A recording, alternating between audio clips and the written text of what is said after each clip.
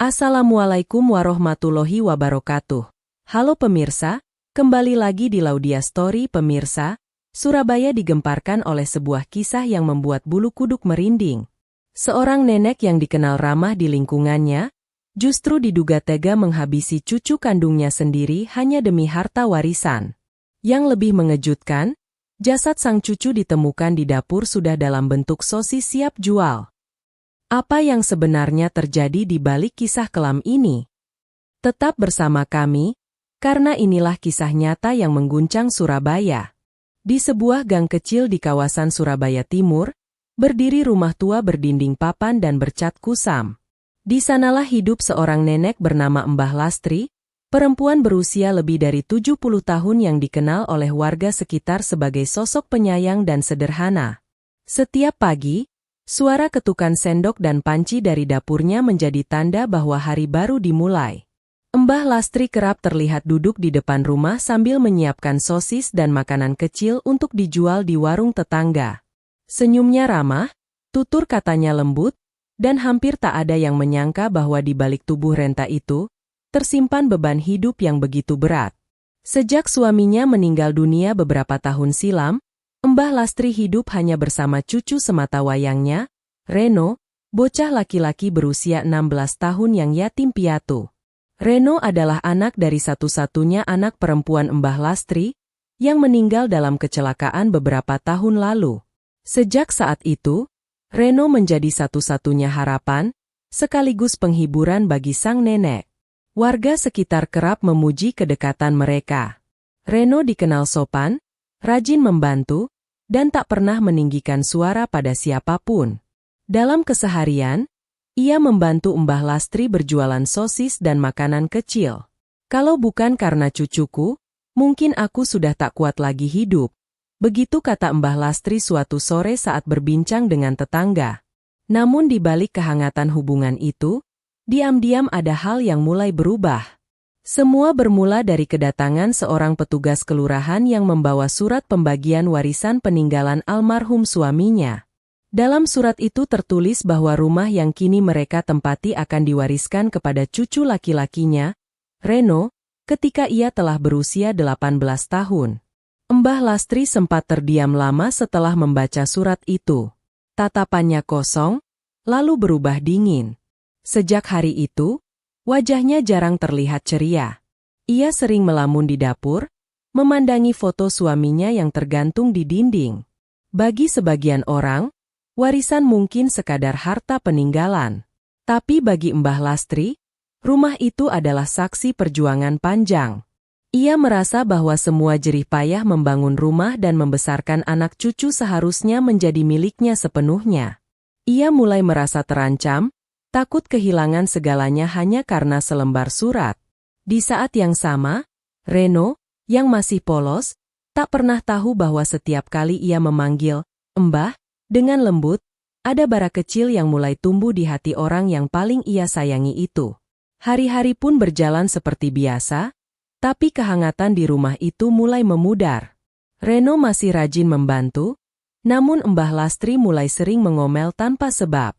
Ia marah ketika Reno pulang terlambat, memarahi hal-hal kecil, bahkan kadang menatap cucunya dengan pandangan tajam yang sulit dimengerti.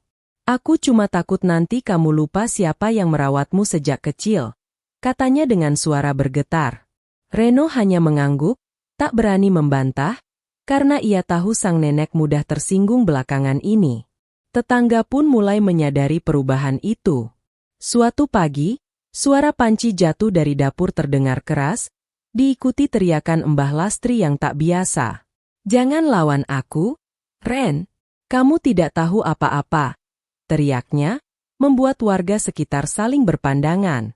Tak lama, suara itu hilang, dan ketika tetangga datang menanyakan kabar, Mbah Lastri hanya tersenyum sambil berkata, "Ah, cuma jatuh panci, Nak.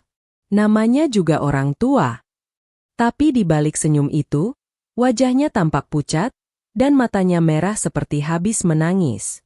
Malam hari, lampu dapur rumah Mbah Lastri sering masih menyala sampai larut.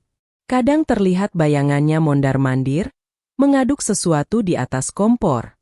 Dari jendela kecil, Aroma sosis buatan rumah tercium lebih kuat dari biasanya, membuat beberapa warga bertanya-tanya apa yang sedang ia buat. Reno sendiri sering terbangun oleh suara mesin penggiling daging yang dinyalakan tengah malam.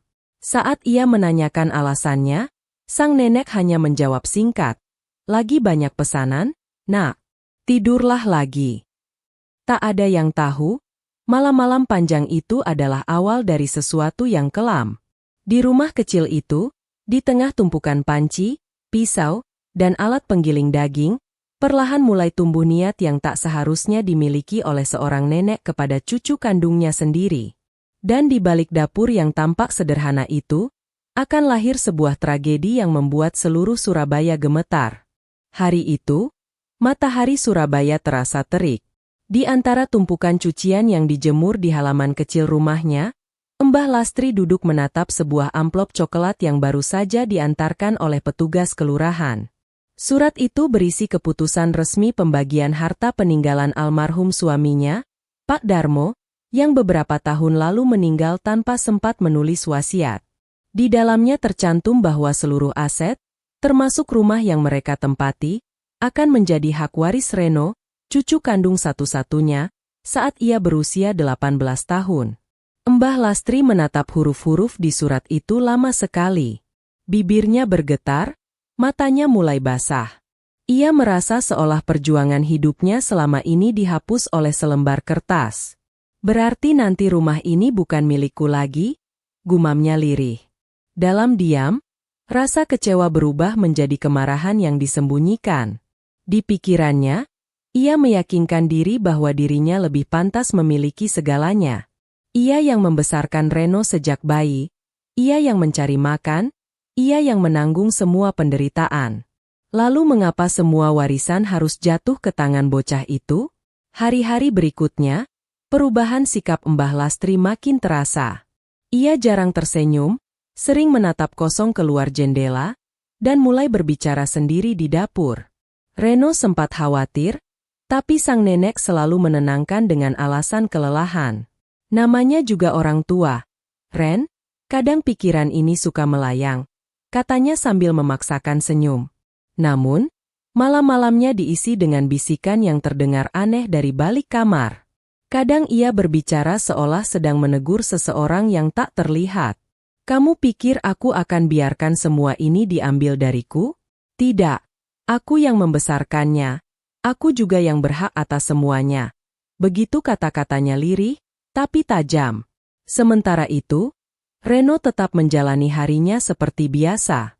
Ia masih bersekolah di SMK dekat rumah, membantu neneknya membuat sosis dan menjualnya di warung.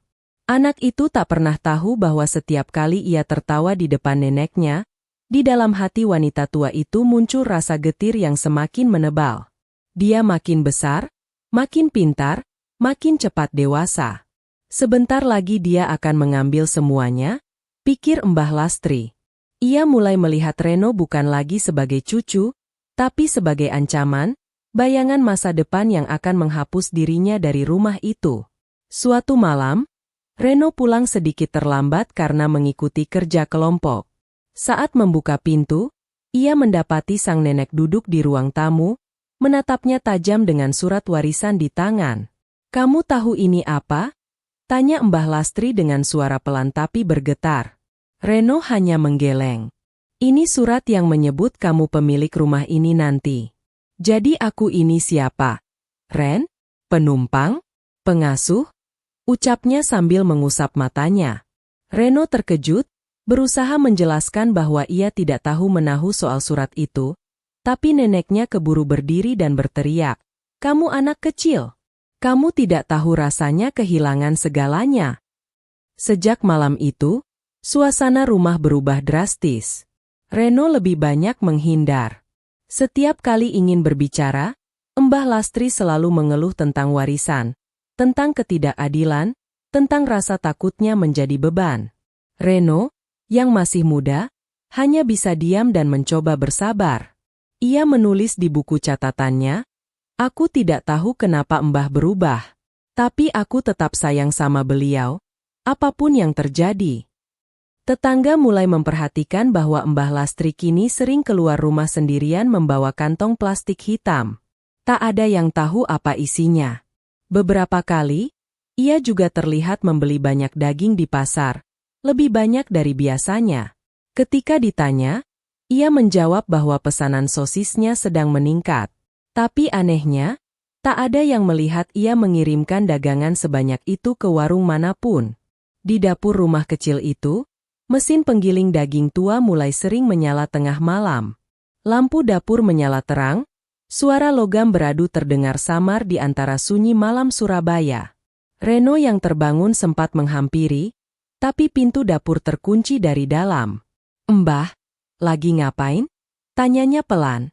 Dari balik pintu, suara neneknya menjawab, "Tidur sana, Ren. Mbah lagi beresin pesanan." Tapi dari celah pintu, terlihat bayangan tangan yang memegang sesuatu seperti pisau besar. Hari-hari berjalan, dan Mbah Lastri makin sulit diajak bicara. Tatapannya kosong, bibirnya pucat, dan tangannya gemetar setiap kali Reno menyebut kata warisan. Ia mulai sering memandangi cucunya lama-lama, seolah ingin memastikan sesuatu. Dalam hati kecilnya, ia tahu pikirannya mulai dikuasai hal gelap. Tapi bisikan itu terus datang, suara yang hanya ia dengar sendiri. "Kalau dia tidak ada, semua akan kembali padamu, Lastri, semua milikmu lagi." Malam itu, suara mesin penggiling kembali terdengar dari dapur. Tapi kali ini, tak ada siapapun yang keluar dari sana hingga pagi. Dan sejak malam itu pula, tak ada lagi yang melihat Reno keluar dari rumah Mbah Lastri. Pagi itu, suasana di gang kecil Surabaya yang biasanya ramai mendadak terasa janggal. Beberapa tetangga memperhatikan rumah Mbah Lastri yang tampak sepi. Biasanya, aroma sosis buatan rumah tercium dari dapurnya, tapi hari itu tidak.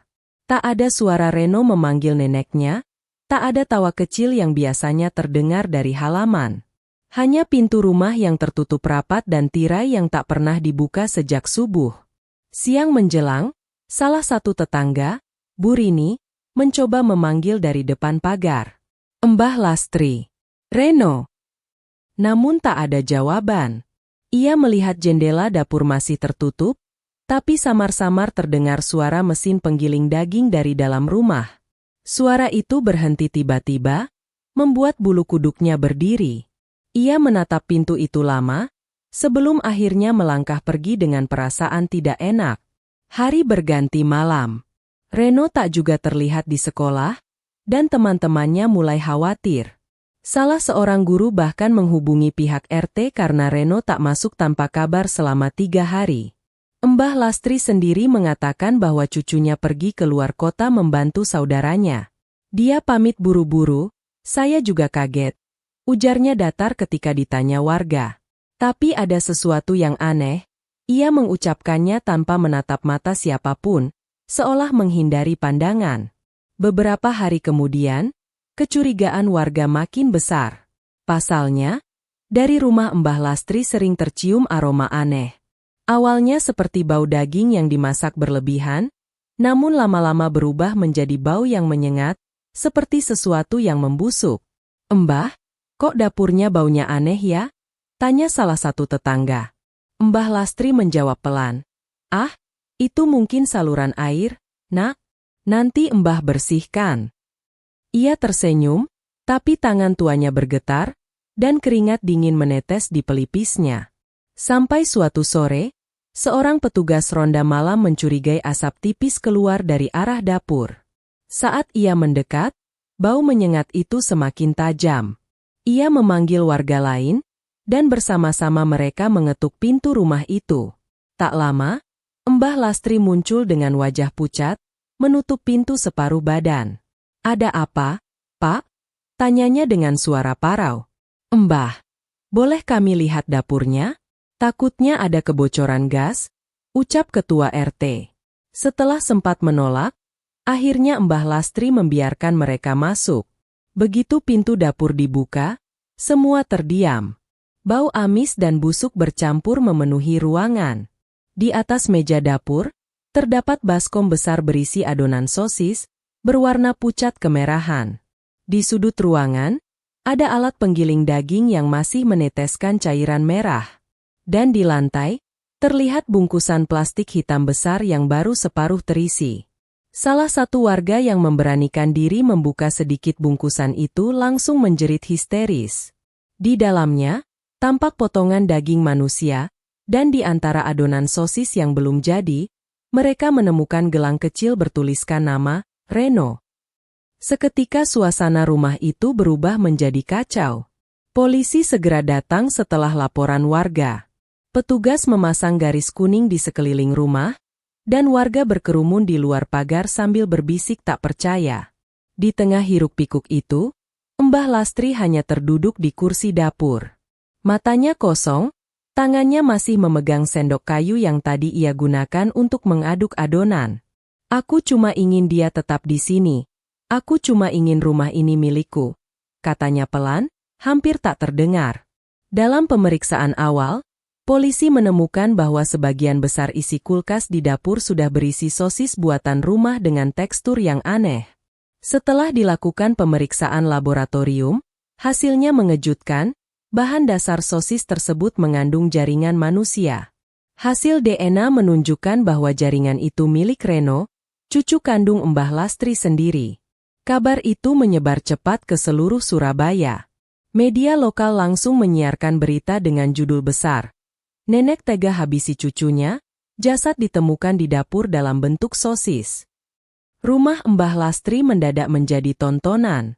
Warga berdatangan, sebagian masih tak percaya, sebagian lain tak kuasa menahan air mata. Padahal dulu mereka sangat dekat, Mbah Lastri sering memanggil Reno dengan sebutan anak surga, ujar salah satu tetangga sambil menangis. Ketika dibawa ke kantor polisi, Mbah Lastri tak melawan. Ia berjalan perlahan, wajahnya datar tanpa ekspresi. Wartawan yang mencoba bertanya hanya mendapat satu kalimat dari bibirnya yang kering. "Aku tidak tega, tapi aku juga tidak mau kehilangan apapun lagi." Kata-kata itu menjadi misteri yang menyesakkan dada banyak orang. Bagaimana kasih seorang nenek bisa berubah menjadi kejahatan sedingin itu? Dan sejak malam itu, rumah di gang sempit itu tak pernah lagi buka pintunya. Lampu dapur yang dulu menyala setiap malam kini padam, meninggalkan aroma masa lalu yang tak pernah benar-benar hilang. Suasana di ruang interogasi Polrestabes Surabaya malam itu begitu hening. Hanya suara jam dinding yang berdetak perlahan dan sesekali helaan napas berat dari penyidik. Di hadapan mereka duduk seorang perempuan renta berambut putih, mengenakan kain batik lusuh dan sweater abu-abu. Dialah Mbah Lastri, wanita yang kini menjadi sorotan seluruh kota. Wajahnya datar, pandangannya kosong, seolah pikirannya tersesat entah kemana. Di atas meja terdapat segelas air putih yang belum disentuh, serta beberapa lembar foto hasil olah TKP, foto yang seharusnya tak pernah ada, foto yang memperlihatkan kejanggalan paling mengerikan dari dapur rumahnya. "Bu Lastri," suara penyidik memecah keheningan, "apa ibu tahu siapa yang ada di dalam plastik hitam itu?" Wanita tua itu tak langsung menjawab. Ia hanya menunduk, kedua tangannya menggenggam erat ujung kainnya sendiri. Hening beberapa detik, sebelum akhirnya ia mengangkat wajah dan berkata dengan suara gemetar, "Aku tahu, itu cucuku." Ruangan seketika sunyi. Petugas lain berhenti menulis. Beberapa menatap tak percaya, karena itulah pertama kalinya Mbah Lastri mengaku secara terbuka. Tangannya gemetar, air mata mulai menetes. Ia berkata, "Aku tidak ingin melakukannya, tapi aku takut. Aku takut semuanya akan diambil dariku." Kata-kata itu keluar perlahan, satu persatu, seperti pengakuan yang terperangkap di dada selama berhari-hari. Ia bercerita bagaimana surat warisan itu membuatnya merasa kehilangan kendali. Bagaimana suara-suara dalam pikirannya mulai menyalahkan Reno, menyebut bocah itu sebagai penyebab hidupnya akan berakhir di kesepian. "Malam itu aku hanya ingin menakutinya, tapi entah kenapa aku terus melangkah lebih jauh. Aku merasa seperti bukan diriku sendiri," katanya lirih. Penyidik menatapnya dalam-dalam, mencoba memahami, tapi tak menemukan alasan yang bisa diterima. Ia bercerita bagaimana setelah kejadian itu, dirinya panik, tak tahu harus berbuat apa. Ia duduk di dapur semalaman, menatap tubuh cucunya yang tak lagi bernyawa. Di tengah kepanikan, pikirannya kembali kacau. Ia mengambil alat penggiling daging yang biasa ia pakai untuk membuat sosis. Aku cuma ingin hilangkan bukti. Aku takut polisi datang, aku takut orang-orang tahu, katanya sambil menangis terseduh. Ketika penyidik bertanya apakah ia menyesal, Mbah Lastri terdiam lama. Air matanya berhenti, wajahnya kaku, dan suaranya bergetar pelan. Aku menyesal, tapi penyesalan itu datang terlambat. Aku hanya ingin rumah itu tetap menjadi milikku. Aku hanya takut dilupakan. Kalimat itu menusuk hati siapapun yang mendengarnya. Kabar pengakuan Mbah Lastri pun langsung menyebar luas. Media nasional datang meliput, menampilkan sosok nenek tua dengan wajah lelah yang kini menjadi simbol dari keserakahan yang menelan nurani. Wartawan berkerumun di depan kantor polisi, dan video pengakuan itu pun beredar di berbagai platform media sosial. Dalam video yang berdurasi 2 menit, Mbah Lastri terlihat menangis, menutup wajahnya dengan tangan sambil berkata, "Aku tidak tahan mendengar suaranya memanggil, Mbah, malam itu, tapi semuanya sudah terlambat." Di kampung tempat ia tinggal, warga masih syok. Rumah Mbah Lastri kini dipasangi garis polisi, tak boleh didekati siapapun. Anak-anak dilarang lewat depan rumah itu. Di warung-warung, nama Mbah Lastri jadi bahan pembicaraan. Padahal dia orangnya baik, sering sedekah, rajin ke mushola, kata seorang ibu. Iya, tapi lihatlah, kalau hati sudah gelap, cinta pun bisa berubah jadi bencana, sahut yang lain. Beberapa hari kemudian, polisi membawa Mbah Lastri ke lokasi kejadian untuk proses rekonstruksi. Tubuh tuanya yang ringkih berjalan tertatih di bawah sorotan kamera. Setiap langkahnya terasa berat, setiap pandangan warga terasa seperti beban. Ketika sampai di dapur, ia berhenti. Matanya menatap kosong ke arah alat penggiling daging yang sudah disita polisi. "Aku tidak bisa melihatnya lagi," katanya pelan sambil menunduk. Tangisnya pecah di tempat itu, membuat beberapa petugas menunduk haru. Meski mereka tahu, air mata itu tak akan mengembalikan apapun. Malamnya, di dalam sel tahanan perempuan, Mbah Lastri duduk bersandar di tembok dingin. Di luar, suara azan Isya terdengar sayup-sayup dari kejauhan. Ia memejamkan mata, membayangkan wajah Reno tersenyum memanggilnya seperti dulu. "Mbah, ayo makan."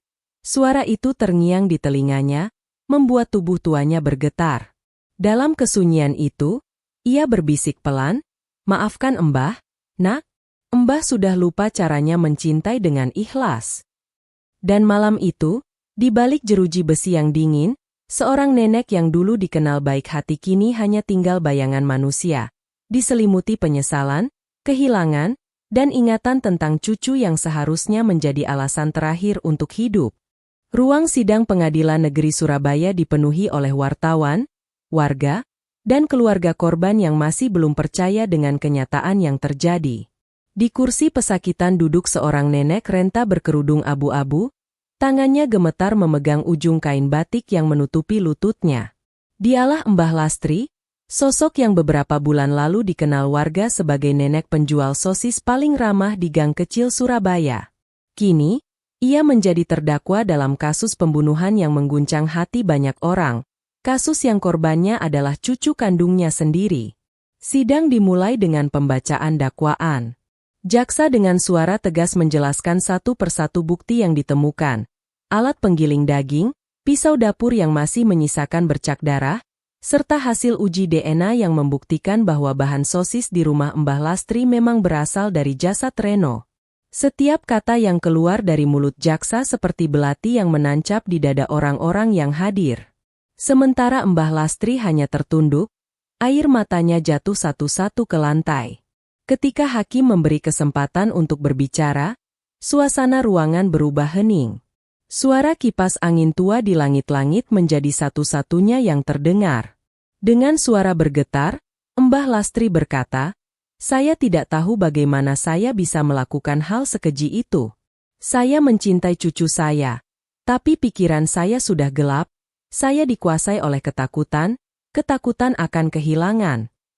Ia berhenti sejenak, lalu menatap hakim dengan mata sembab. "Seumur hidup saya berjuang sendirian. Saya pikir harta itu satu-satunya yang tersisa. Tapi ternyata saya salah besar. Yang saya butuhkan bukan rumah, bukan uang, tapi kasih yang sudah saya buang sendiri." Seisi ruangan terdiam. Beberapa orang di kursi penonton menunduk, tak kuasa menahan air mata. Di luar, media menyiarkan langsung proses sidang ini, menjadikannya berita utama di televisi nasional. Tagar kasus Mbah Lastri trending di media sosial, dengan ribuan komentar dari netizen yang mencampur aduk antara amarah dan iba. Ada yang menyebutnya monster berhati batu, namun tak sedikit pula yang melihatnya sebagai potret kelam manusia yang dikalahkan oleh keserakahan dan kesepian. Jaksa kemudian menuntut hukuman penjara seumur hidup bagi Mbah Lastri, mengingat perbuatannya dilakukan dengan sadar dan berencana. Saat tuntutan dibacakan, tubuh Mbah Lastri goyah, dan ia nyaris jatuh dari kursinya. Polisi yang berjaga segera menopangnya. Hakim sempat menunduk beberapa saat sebelum mengetukkan palu keputusan. Terdakwa dinyatakan bersalah atas pembunuhan berencana terhadap korban Reno, dan dijatuhi hukuman penjara seumur hidup. Suara palu itu bergema di seluruh ruangan, menandai akhir dari perjalanan hidup seorang nenek yang tersesat dalam ambisinya sendiri. Sesaat setelah sidang ditutup, Mbah Lastri menangis pelan. Tangis yang tidak keras, tapi sangat dalam.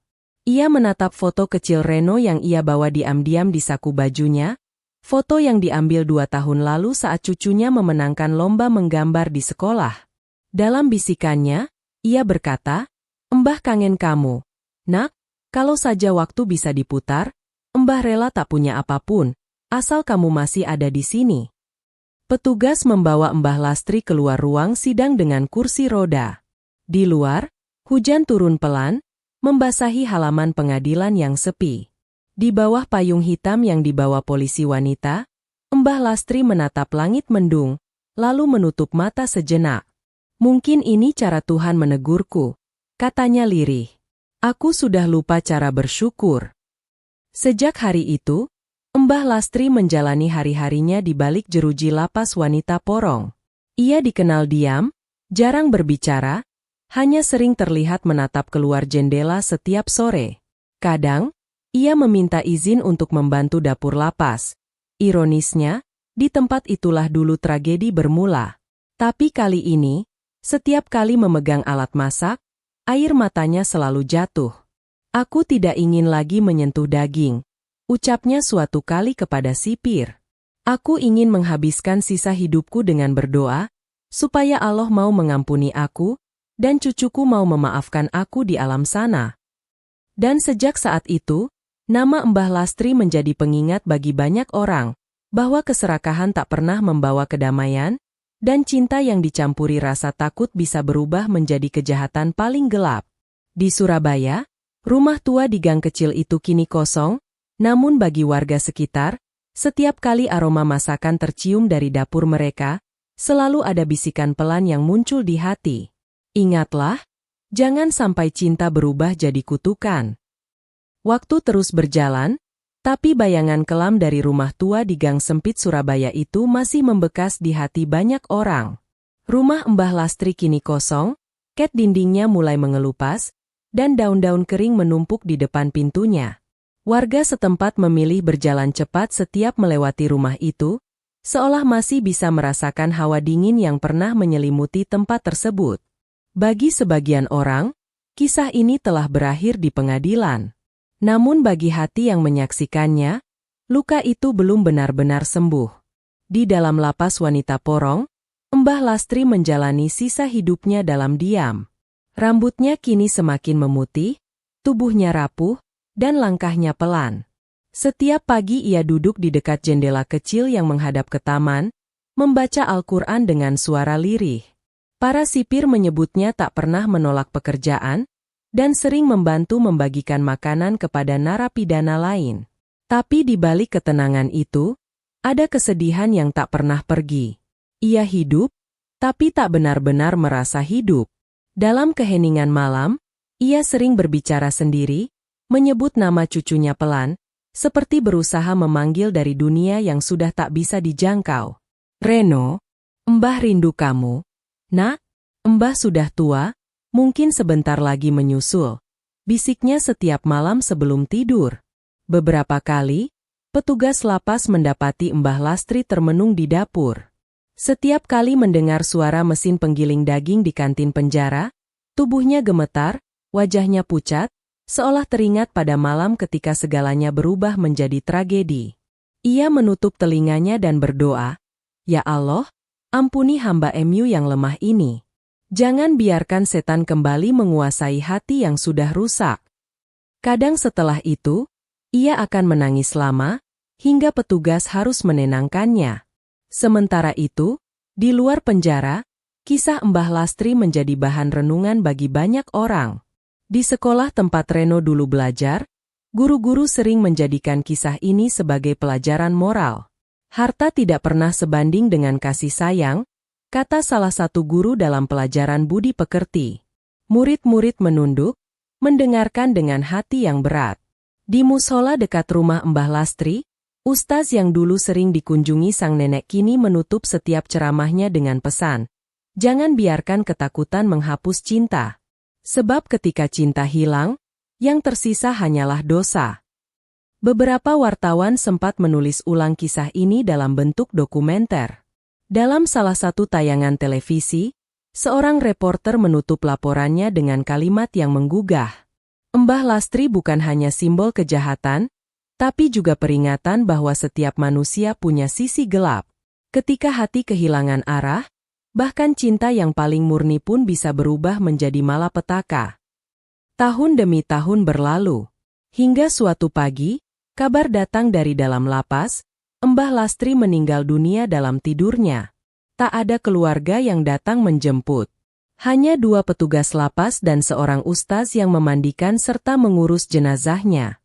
Di dalam kantong kecil miliknya, ditemukan satu foto lama. Reno kecil sedang memeluknya sambil tersenyum, dengan tulisan di belakangnya, "Untuk Mbah, yang paling aku sayang." Petugas yang menemukan foto itu terdiam lama. Mereka menatap wajah Mbah Lastri untuk terakhir kalinya. Wajah yang kini tampak damai, seolah penyesalan panjangnya telah selesai. Jenazahnya dimakamkan sederhana di pemakaman umum belakang lapas, tanpa banyak pelayat. Namun kabar kepergiannya kembali menjadi pembicaraan. Warga yang dulu mengenalnya datang ke musola dan membaca Yasin bersama. Di antara mereka, banyak yang menangis bukan karena takut, tapi karena iba. Iba kepada seorang nenek yang dulu penuh kasih, namun tersesat di jalan yang salah.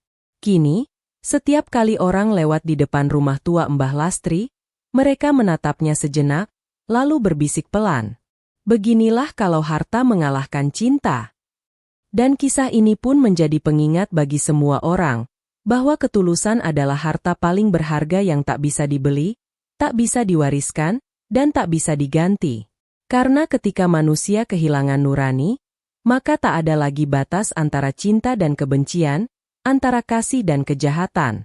Surabaya akan selalu mengingat nama Mbah Lastri, bukan hanya sebagai pelaku tragedi, tapi juga sebagai pelajaran besar tentang bagaimana keserakahan bisa mematikan kasih, bahkan di hati seorang nenek kepada cucu yang pernah ia sayangi melebihi dirinya sendiri.